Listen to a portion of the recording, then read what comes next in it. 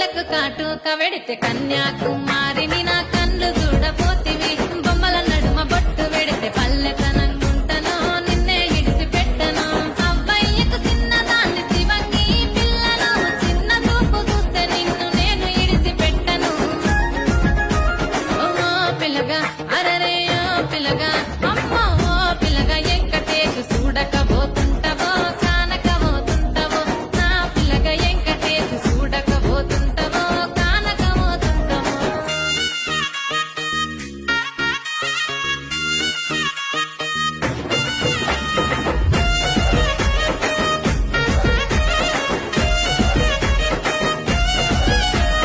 మన ఊరిలో నన్ను మించే అందమెవరికున్నదో